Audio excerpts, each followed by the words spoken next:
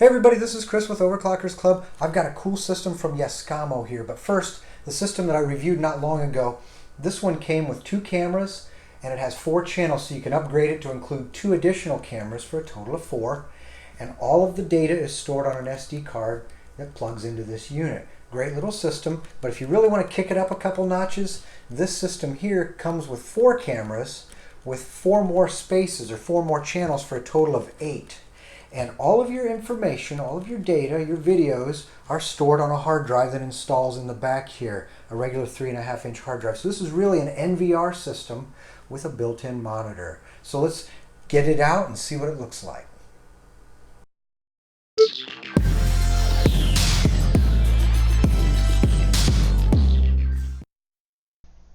So it is an 8-channel system, but it comes with 4 cameras, which means that you can add up to 4 more cameras for a total of 8. It is a 16-inch IPS monitor, which IPS stands for in-plane switching. There are many different types of monitors, that's just one. And if we look at the back here, you've got your 2 antennas there. And then behind this panel is where you would install the hard drive. And on the bottom, there's the power socket for the 12-volt adapter. We have 2 USB ports.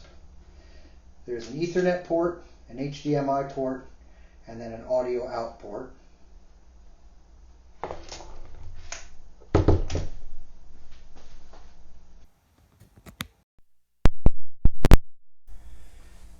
And looking at the back in a little more detail, there are some ventilation holes here at the top because the hard drive that goes behind this panel does generate some heat, so we have some vented slots there at the top. The monitor is adjustable a little bit. It does sort of rock back and forth, so you can adjust the angle there.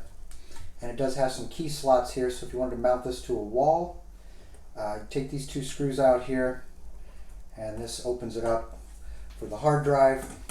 And if you want to take this stand off, there's a single screw right there. You can take that off. Be real careful you don't drop it down inside the unit. Might want to turn it over as you're taking that screw out so that if it falls, it'll fall down and out and away from going inside the unit. And then over here to the side, there's the power plug and then the SATA plug there for your hard drive. And the hard drive actually will use these 4 holes to secure it so that it's not in there flopping around.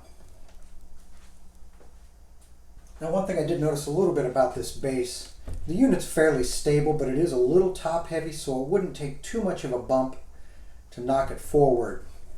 And this base here really needs to stick out about another inch. It needs to come forward a little more. That's the only thing. I mean, it's fairly stable the way it is, but I would feel more comfortable if that base was just a little bit longer. Another thing, though, I always like to mention is anytime you get a system like this, as much as these are plug and play and the setup is really simple and fast, still it's a good idea to go through the user manual and familiarize yourself with the setup steps and all the features, because it's easy to miss something when you fly through the setup. And the same thing with this quick start guide. There's a lot of good information there, and you might save yourself some headaches if you go through this, familiarize yourself with the steps first. So that's my public service announcement about the documentation. We'll get the hardware box open here. All kinds of goodies. So we have a lot of strain reliefs for the wires. We've got some antennas, some concrete anchors, little screws, screwdriver, of course an Ethernet cable, and looks like an external antenna, and power extension cable. Look at that, it even comes with its own little mouse. That's nice. Some stickers, and then the power adapters. So there should be 1 for each camera, and then 1 main one for this unit here. Looks like we've got 5. So we'll take a look at those here in a little bit.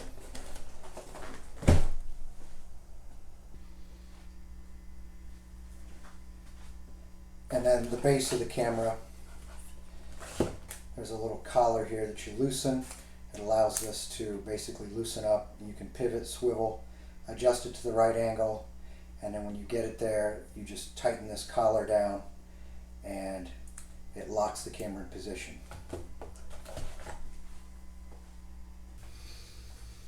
Alright, so I have the power on and the mouse is plugged in. I plugged in the Ethernet cable, and I think I mentioned earlier that this was a touch screen. It actually is not, so that's why I used the mouse here, and this is the included mouse, which is a nice little feature. So the default username and password, we're just going to go ahead and leave those as they are. And now I can get everything set up. So now I'll walk through the various screens, getting the time and date, stuff like that set up. So now I get to the point where it's time to add the hard drive, and that requires me to take the back panel off here like I showed earlier. So I've attached the hard drive to the back of the cover there. It uses 4 screws. And I'm using a 1 terabyte, even though the manufacturer recommends a 2 terabyte for 4 cameras. All I have really available at the moment is a 1 terabyte, which should be fine. It just means it will overwrite data a little faster. Plus, I'm going to actually be adding a few extra cameras, so it'll overwrite the data even faster.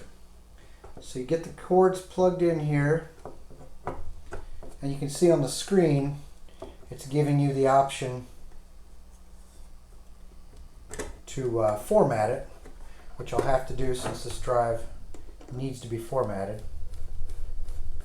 So we'll get the screws back in and then see what's going on there. I might have to restart it so that it recognizes the hard drive because I'm just now putting it in.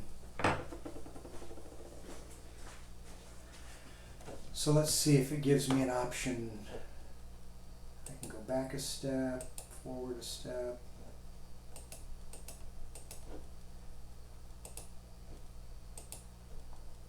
Yeah, so it looks like you need to put the hard drive in first, but that's okay, so I'll come back to that.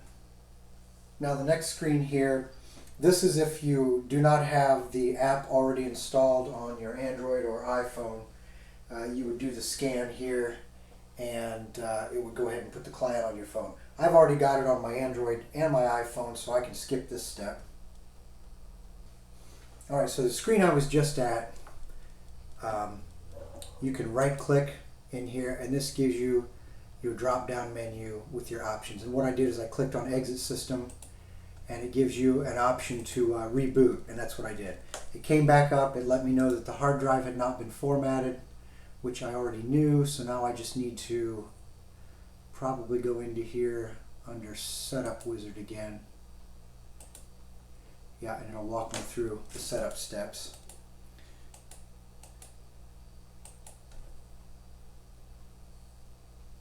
Which we have already done.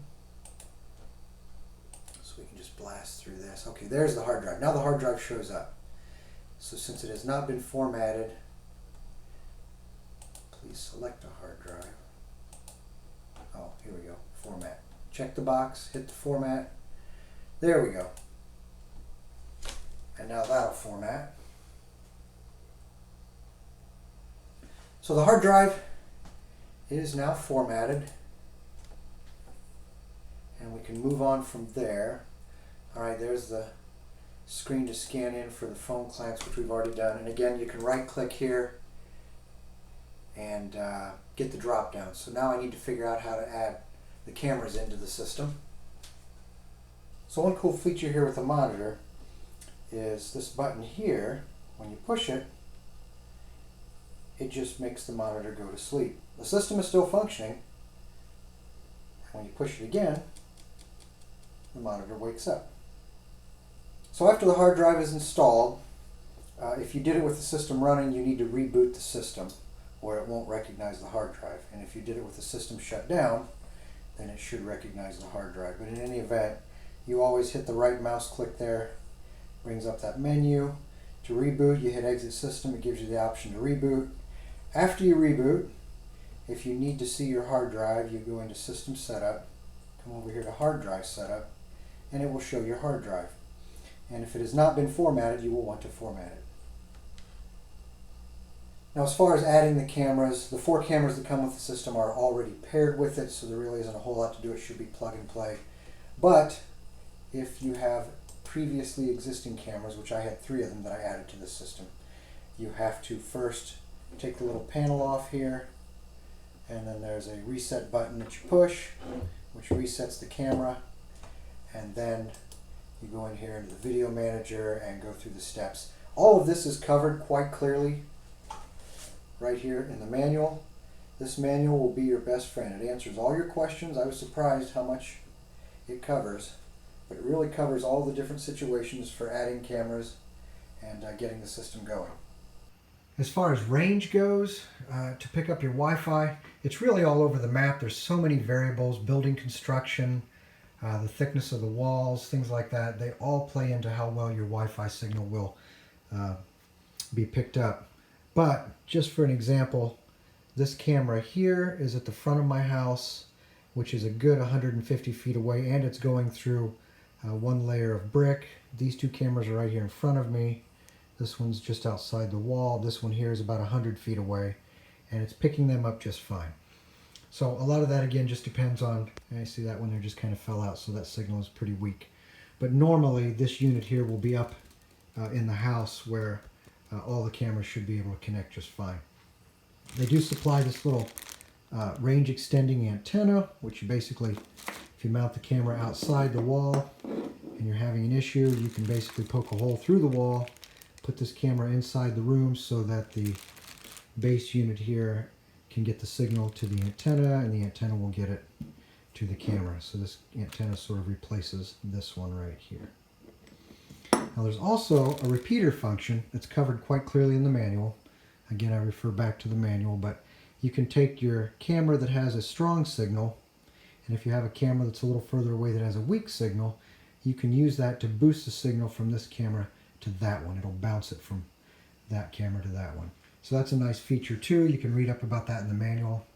And the final thing here about connectivity is each one of these cameras has an Ethernet port available. So if you do have the convenience of an Ethernet cable close by your camera and you have some issues with Wi-Fi, you have that as an option too to hook up.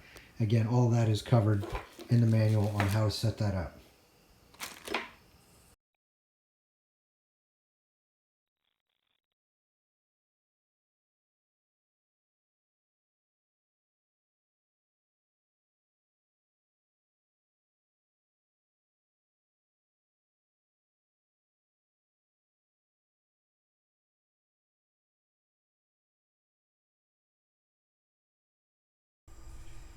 So now let's say you want to turn the alarm on or off for one of the cameras. So you right click in the main screen, you go to System Setup, and then you look over here to the left, you've got General, Time, Hard Drive, and Air. That's when you're in general mode here. But what you want is Channel Setup. Channel Setup, each channel represents a camera. So you click on that, and that gives you the options over here now. And what you want is Video Detection. You click on Video Detection, and then again the channel represents each camera. So if we want to turn the alarm off for camera 4, for example, channel 4, we select it, and then you come down here, and the IPC alarm is what you select. So there, if I hit apply, now that alarm is enabled. So when you walk by it, you'll get the audio alarm, and if you uncheck it, then you've disabled the audio alarm for that particular camera. And you can do that for each one of the cameras.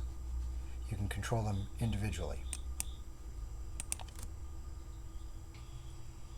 Now let's say you want to be able to control the spotlight. Maybe you have one of the cameras that you really don't want the spotlight coming on.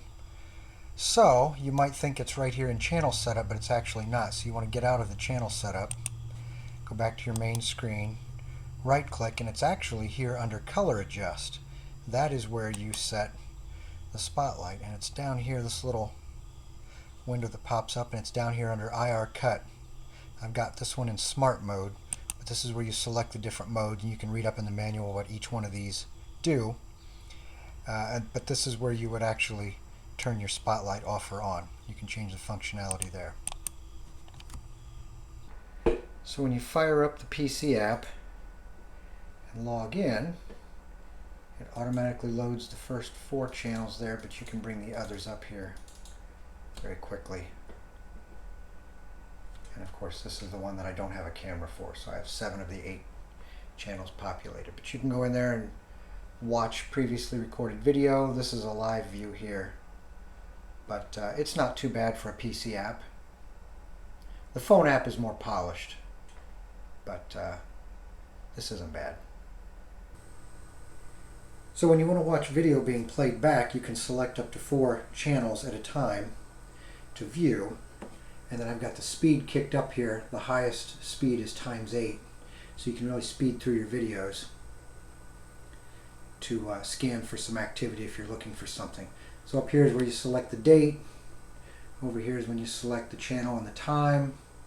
You can filter by time or by sensor activity or by motion, depending upon how you have the camera set up. So it's a really nice feature there. Alright, so I'm going to open this door and you'll see the spotlight kick on, and then you'll hear the alarm.